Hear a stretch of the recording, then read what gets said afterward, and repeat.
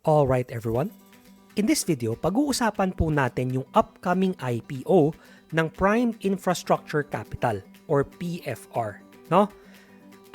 This is gonna be a preliminary video, and as with all of our other preliminary videos, I would just like to remind you na may mga ibang detalye na pwede pa pong magbago between now hanggang mag-offer na.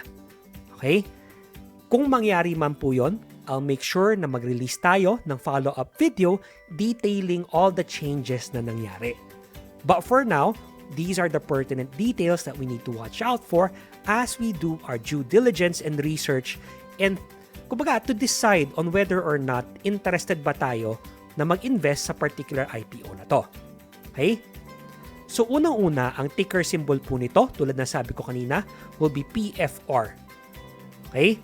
Now, the offer price will be up to 14.6 pesos. Lately, nakikita ko, wala na tayo gano'ng binibigay na range. No? Dati, kunyari, from 150 to 2 pesos, parang ganon. Ngayon, it's almost always up to ganito, up to ganyan. In fact, I can't even remember the last one na nagbigay ng range. Diba? I'm sure it's fairly recent. It's just that it's escaping my memory right now. No?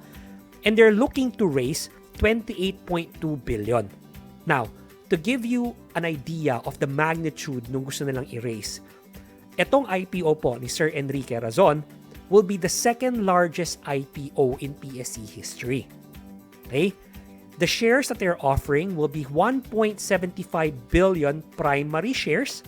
Tapos kung kinakailangan, meron pa pong 175 million primary shares for over allotment. Okay? Now, this is a little bit of a surprise kasi usually kung yung over allotment, secondary shares na yan eh. Pero dito talaga, lahat ng ginamit nila, primary shares. Okay? Now, the final price date for the PFR IPO will be on September 28, 2022. It's still a couple of months down the line, no? And as I said, pagdating po ng panahon na yan, nakuha na natin yung final price at kung may magbago man sa mga detalye, I'll make sure to release a follow-up video, no? Para siguradong pagdating nun, mga pagbabago, malalaman nyo kagad. Alright? Now, the offer period will be from October 3 to October 7, 2022. At yung listing date for PFR will be on October 12, 2022. The sole global coordinator and book runner for this particular IPO will be CLSA Limited. Tapos sa local, yung joint local underwriters will be BPI Capital Corp and BDO Capital and Investment Corp.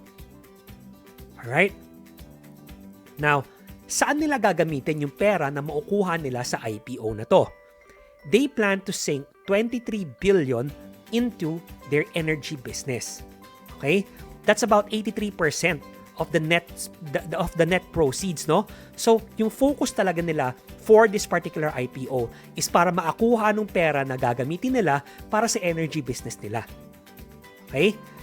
Yung 23 billion na yon, 10.5 billion will be spent in 2022, 9.9 billion will be spent in 2023, and 2.6 billion will be spent in 2024. Now, I got this bit of information from Mercado Barkada. So shout out lang po sa kaibigan natin doon. As always, we give credit where credit is due, no? So thank you, sir. Okay? Now, bago tayo matapos, I just wanted to show you a snapshot of nung portfolio ng Prime Infrastructure Capital. Diba? Ito yung mga kumpanya or mga businesses na kasama sa portfolio nila. Now, hindi ko na po siya lahat iisa-isahin. But I describe each of them briefly. So pwede nyo na lang pong i-pause tong video, basahin, and see if anything interests you. Diba? Kung may nakita kayong interesting, pwede nyo i-research din, no? Tingnan nyo gaano kalaki yung nako-contribute ng negosyong yon sa PFR. Diba? Tingnan nyo kung is it a money waste? Is it a money maker? How much of a money maker is it? Diba? Lahat yon contributing factor kung whether or not this is something that you should invest in, lalo na for the long term. Okay? Kunyari ganyan, meron pala silang stake sa Solar Philippines Starlock, no? So, how is Solar Philippines Starlock doing? Sometimes yung focus natin nasa SPNEC lang kasi yun yung nakikita natin sa market eh. Diba? But how are the other businesses doing? So we take the time to do a little bit of research to help us in the decision-making process. Okay? Now guys, dito po nagtatapos yung video na to. Like I promised you before, ganitong mga preliminary videos, I'm gonna make it a little bit shorter, a little bit less detailed. Kasi ang kailangan lang naman dito is to get you on the path to doing your research. Parang kickstart lang ba? Diba? Para lang makatulong ng konti sa inyo, and then from there, it can help you hopefully determine kung ito ba ay pinagkakainteresan nyo or hindi. We'll discuss more details and more of my thoughts in our follow-up video once the final price comes out. Okay? So guys, as always, maraming salamat po sa panonood. I really appreciate it. Good luck and happy trading!